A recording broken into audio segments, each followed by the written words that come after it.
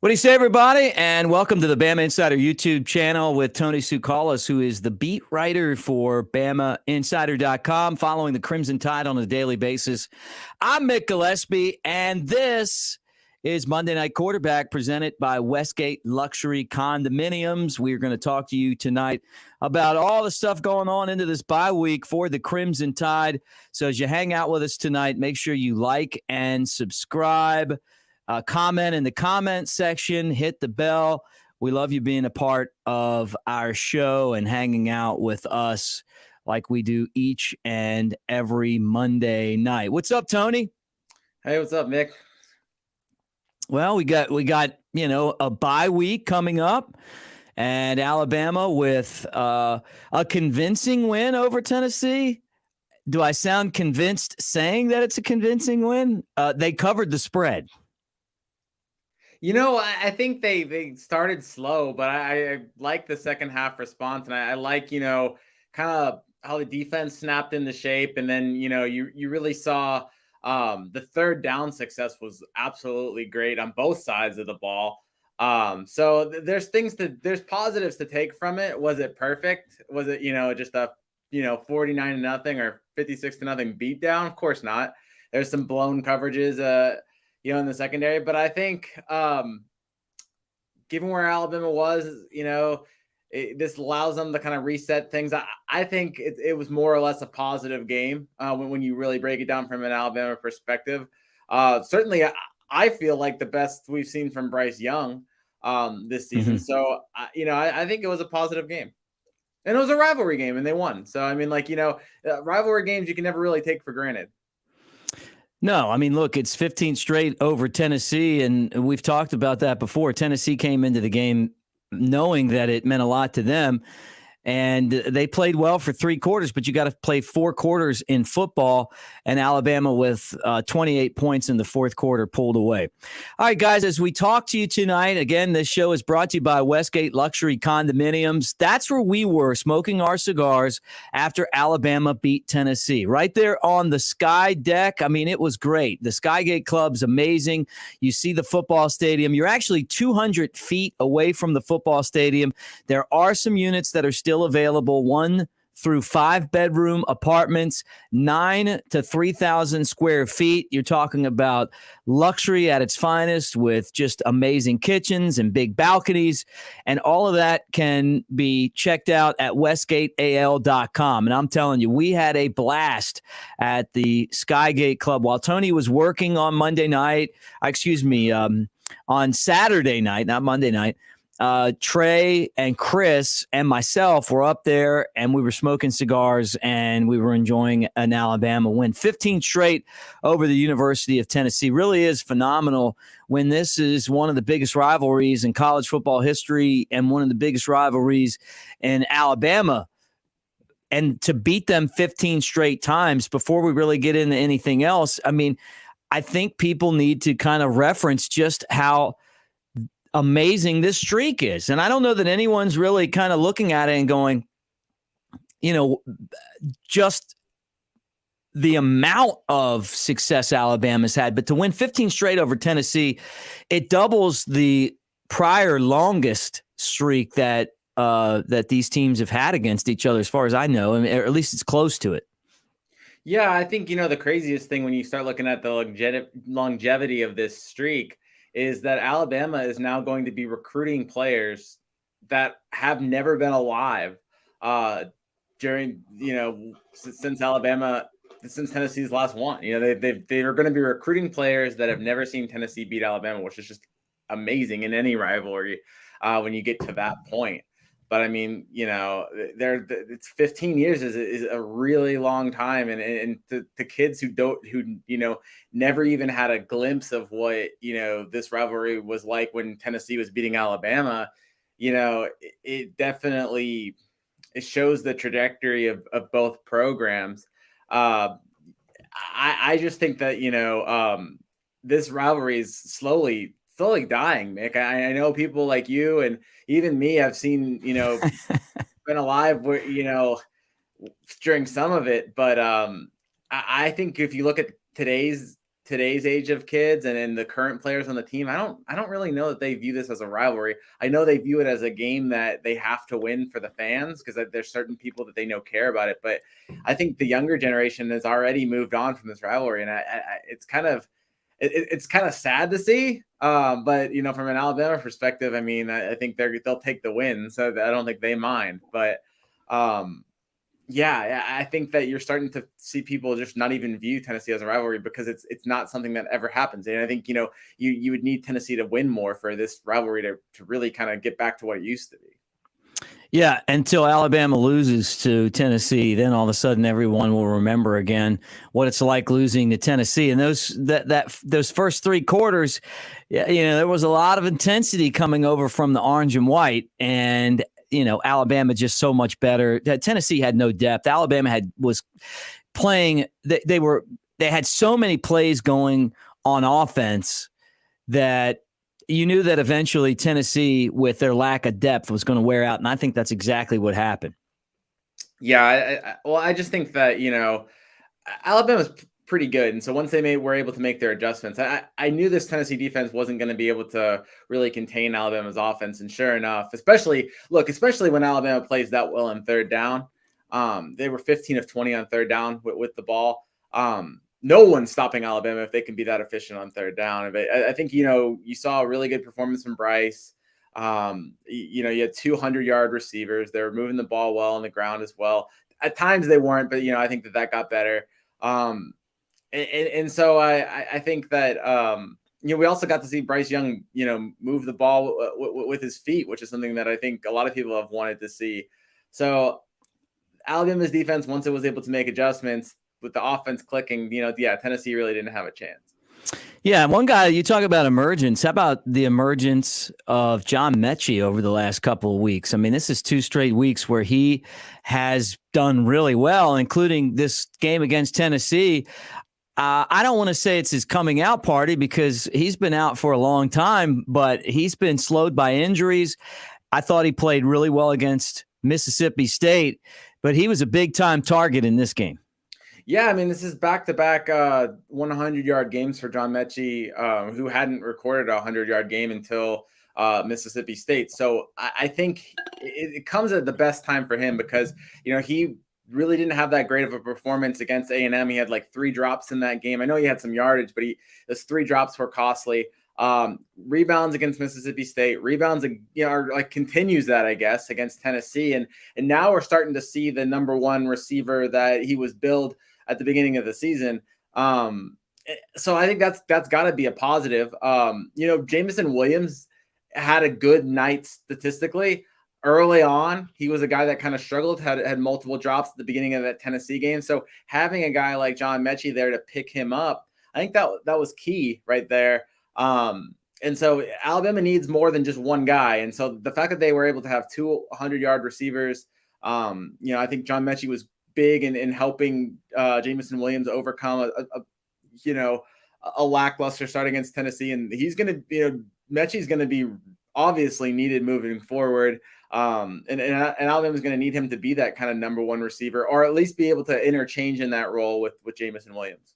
Why do you think he had such a slow start? Metchie, I don't know. I think he was, if you look at him, he was failing to get separation at times. He definitely had a problem with drops. It's something that he's kind of battled in his career. I really, it's not like one glaring thing that he was doing wrong. I think, and there was also like huge expectations on him. I mean, obviously having lost 4 straight or 4 first rounders in the last 2 years. So maybe it was just the pressures of that. Living up to those expectations, but whatever it is, he's doing a lot better now. Yeah, no doubt about it. I mean, he came out into this game and really the last 2, and he looked like the receiver that Alabama thought they were going to have. And, kind of along the same lines, talking about the offense, me personally, I've thought that Alabama has missed Chase McClellan a lot. And it's kind of nice for the Crimson Tide to get John Metchie back to where we thought he would be at the beginning of the year now, because it gives Bryce Young, and we're going to talk about Bryce Young here coming up, but it just gives him one more option that he can go to. We've seen a lot of Jamison Williams, but you know what? Jamison Williams, to me, had an okay game. He dropped the pass. He fumbled one. I mean, you know, he's great at times. But sometimes his fingers are slippery. He just doesn't have the grips that we saw with Devontae Smith and Jalen Waddle and Ruggs and, you know, and Judy and that crew. I mean, we didn't see drops like this for a long time. I mean, it's been a while since we've seen guys not hold on to the ball. Yeah, I mean, but look at who you're talking about, right? You're talking about 4 first-round picks, like I said. That's pretty high.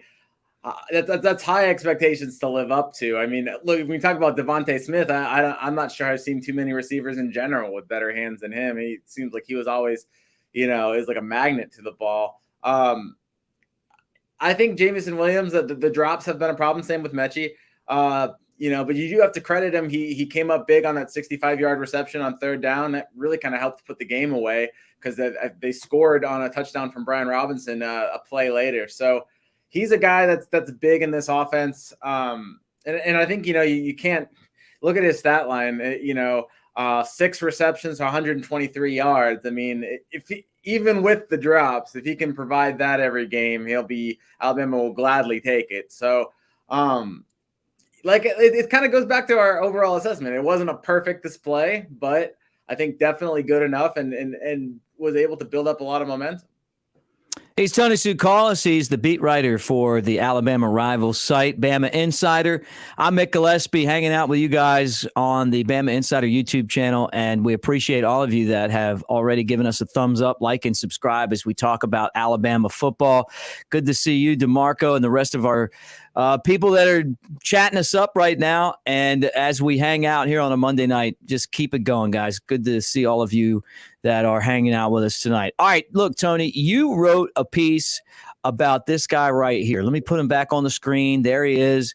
His name is Bryce Young. He's a Heisman Trophy contender, and he's talking to Nick Saban. These guys have a really good relationship.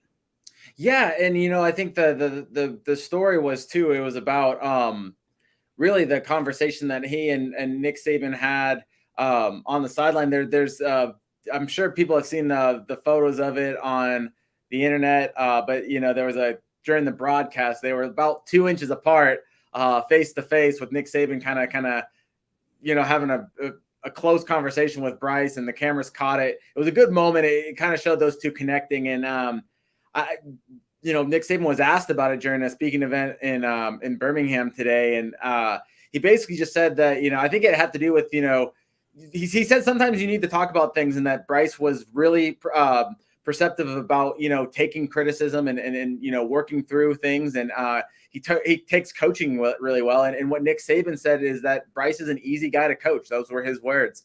And I think he really appreciates, you know, both Bryce Young's, you know, perfectionist nature, where he's never satisfied. I think those two, they really, I guess they really kind of match each other in that same intensity. They both share that same, you know, drive to always be better. And then, you know, I just think that, you know, despite Bryce Young's, you know, probably the best game he's had in an Alabama uniform, he still had those times where he was frustrated. And I think Nick Saban's, you know, kind of, he talked a lot about, you know, how he was able to kind of talk with Bryce and get through those moments throughout the game, and kind of use some of those failures. There wasn't very many against Tennessee as growing opportunities moving forward. It just, I think when you hear Nick Saban talk about Bryce Young, you realize how kind of similar they are in terms of that, you know, the same work ethic and the same, you know, perfectionist mindset. Obviously there's an age difference, you know, some cultural difference as well. But I think that, you know, deep down, I think those two are pretty similar individuals. Yeah, he definitely likes him. I mean, he likes him like he liked Tua. You can just tell. There's just certain guys, and not to say that he didn't like Mac, and not to say that he didn't like McCarron, you know, and some of these other guys, but you can tell when he connects with someone, and he connects with Bryce Young, no doubt about it. The question that I think all of us want to know, though, not just me, but everyone, is this offensive line good enough to protect him and for Alabama to repeat as national champs? Man, I don't, here's the thing. And nobody plays as well as Bryce Young does under pressure. He's probably the best quarterback in the nation under pressure, but it does seem like he faces a lot of pressure. It seems like Alabama is struggled at times. I mean, you saw it earlier, not only is it struggle in maybe pass protection at times, there's also moments where, they struggle to move the ball. You saw Alabama early on, they had some 3 and outs not 3 and outs, but they had some long 3rd and longs that Bryce Young had to kind of get them out of. And a lot of that was because they couldn't move the ball on 1st and 2nd down. I think against the Georgias, against the better defenses that Alabama faces, if they're not able to move the ball on the ground on 1st and 2nd downs, you set up these 3rd and longs, you can't always expect to be 15 of 20, especially if you're facing these really long 3rd downs, these 3rd and 12, 3rd and 15. I mean, Alabama did exceptionally well to get out of those. And Bryce Young really showed his ability to kind of convert on those, whether it be with his feet, whether it be with his ability to keep his eyes downfield and hit the open man. Did both of those things. But I do think they're going to have a little bit more help from the offensive line. And when you look at it, I think there's a little bit of a conundrum. I'm not sure that, Chris Owens is really providing necessarily that physical push that at the right tackle position. But then again, he's a veteran guy that probably knows that offense, better than most people. He's not going to make mistakes. So you put in somebody maybe a little bit more physically gifted or stronger than him. Well, are they going to have the same football brain as him? And so there's a give and take, and you really got to evaluate those things. I know a lot of people have been calling for, some of these 5-star freshmen that Alabama has are just maybe some of the other guys that haven't had their chance on the offensive line. But you look at it, there's probably a reason why those aren't playing either. So you have to balance and, who's going to give Alabama the best chance of winning. I think the coaching staff at this point probably still feels like it's the current group because they know the offense the best. They're going to make the least amount of mistakes. We'll see, though, if that's something that Alabama can address over the open week, whether it's, maybe getting some other people more reps in terms of being able to take those spots, or maybe just improving on what the current 5 that they've got. Either way it will work for Alabama, and I really don't want to throw anybody under the bus in terms of that starting offensive line, but I think you're going to need to have a better or more consistent performance across the 5 than, maybe they have in recent games, especially when you start playing better defenses. Yeah, well put. I agree with you. I think a lot of us agree with you. What's going to happen? I mean, we're going to see Latham. We're going to see Brockemeyer. Or are they just going to keep going the way that they're going right now with, Chris Owens and, Ekier and the rest of the crew? I don't know. I mean, look, they've only lost one game, and the one they lost, it was a close one. They should have won. But at the same time, it's hard to argue with anything that you just said. Breakout players wise, Tony, as people hang out with us here on the Bama Insider YouTube channel, thumbs up, subscribe, hit the bell. We appreciate all of you guys being here for Monday Night Quarterback presented by Westgate Luxury Condominiums. Who is going to be, and I guess we're past halfway now, right? We're down the stretch run. We got 4 games left in the regular season. Maybe we play a 5th if Alabama gets back to Atlanta. Breakout guys, who do you see? Yeah, so I'm really starting to see. I talk about that offensive line. If it gets better, I really liked what I've seen from Roydell Williams so far, and he's a guy that I think that I would really circle as that breakout guy. I know he didn't have as great of a game this game as he has had the last 2. I think he had 8 carries for 29 yards, but I like him, and I think that while Brian Robinson can get the ball 25 times a game, I think having a guy like Roydell Williams who's been better and better, you're not gonna need Brian Robinson to get the ball 25 times a game. So it just gives you more options there. I like him at that spot. I think Jalen Armour-Davis, he seems like a guy that he's been getting better. Alabama needs someone to really step up in the secondary and be that lockdown corner. And everyone's kind of expecting it to be Josh Jobe, but why can't it be Jalen Armour-Davis? So he's another guy that I could see kind of maybe taking his game to another level over the second half of the season. I like what I've seen from Dallas Turner in replacement of Drew Sanders. I know that the plan is to get Drew Sanders back, But you have to like what you've seen from Dallas Turner so far as well. So just having him, in that mix, I guess, even when Drew Sanders gets back, I think that will be important as well. But yeah, I think, on defense, I would go with Jalen Armour-Davis, and then on offense, I think I'd go Roydell Williams. Yeah, look, Roydell Williams is going to have big opportunities to do stuff because McClellan's out, and McClellan to me was Alabama's one of their best weapons on offense before he got hurt. So, if Roydell Williams can figure out the blocking and the other things that you have to do, I mean, he can catch the ball and he can run, and he's definitely got the burst that we don't see from Brian Robinson. But B-Rob's been so good, just consistent. He's been reliable.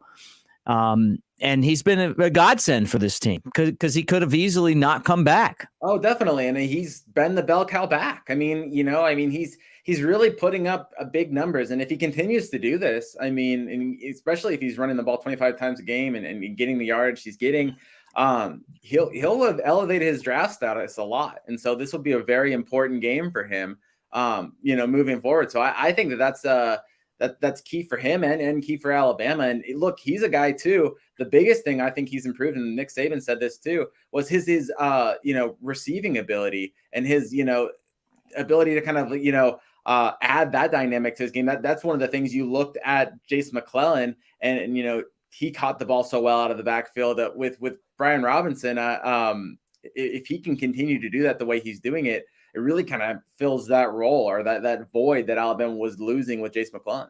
Yeah, no doubt. All right, final question on Monday Night Quarterback. This guy right here, let me throw him up on the screen just so we can see him. Will Anderson, he's been phenomenal. How many sacks is this guy going to have when the season's over, Tony? So he's at 8.5 right now, right? We're right around the halfway point. We talking end of the regular season? Or are we talking end of the I'll give you end of the season. So you can add the bowl game in. He leads the SEC, right? Championship game, right? We'll be optimistic here. Get 15. You know what? I mean, I know he's at 8.5 now, and look, we're at game 8, so we're right around the halfway point. If you play 15, I actually think he's going to take it up a notch. I wouldn't be surprised if he finishes somewhere with 18 to 20. And this is the time of season last year where he took his game up to another notch. I think Alabama is going to need him to put up some big numbers. And I could see him having another big game, a big chunk sack game, like he had against Mississippi State. Maybe he has, 3 sacks against LSU or something like that. I think you could see those numbers rise. I'm going to be 20 sounds too much. So maybe I'm going to go 18. And I don't think that's too large of a number either. I think he could end the season with 18 sacks, which is a crazy number, even in 15 games. But yeah, I think 18, and I could see it going higher, but I'm going to go with 18. Yeah, he's got some phenomenal numbers, right? He leads the SEC in sacks, and then he's got a lot of tackles for loss as well. Yeah. Where is he at tackles for a loss? I have to look that up real quick. But I mean, he already has, let's see where he's at. He's at 16.5. Geez. So, I mean, I think he could easily get to, he could have an 18, 28 kind of, I could see him getting to, look, Chris Allen through 13 games last season led Alabama with 13 tackles for a loss. Through 8 games this season, Will Anderson has 16.5. And let's not forget, he had a little bit of an injury that he had to play through, and he's still putting up these kind of numbers. If you look at the 16.5 tackles for a loss, that is the most since 2018 when Quinnen Williams had 19.5, and Quinnen Williams did that over a full 15 games. Yeah. I mean, Will Anderson could pass that number next game, if he has a big game against LSU, he could be up in the 20 range that, by game 9. So yep. Absolutely incredible, start for Will Anderson.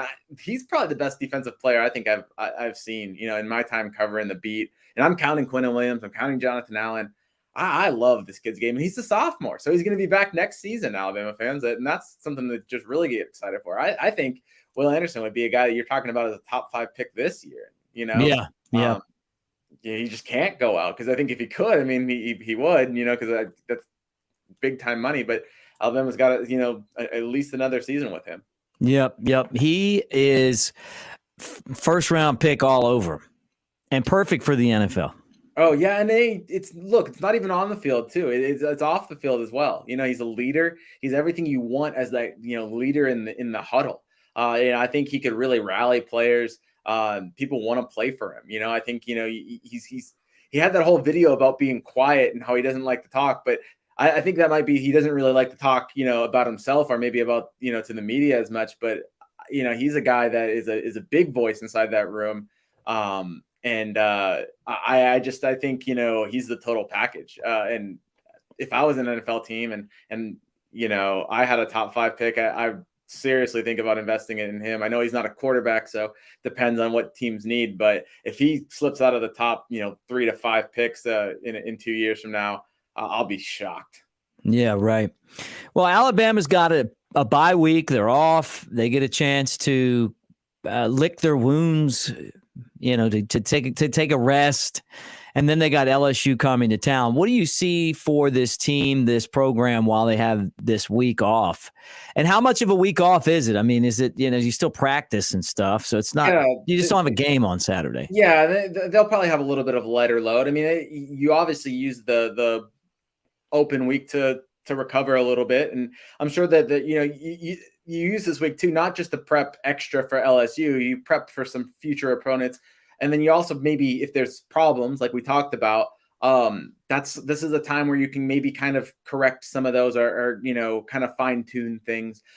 So I think that all of the above, you can really use the open week to your advantage. And then coming up, I really don't know if anyone tests Alabama until Georgia, unless they revert back to some of the mistakes they made against Texas A&M. Unless they take that step backwards, I don't think they'll really be challenged until the SEC championship game. But you got LSU, you've got Arkansas, you've got Auburn.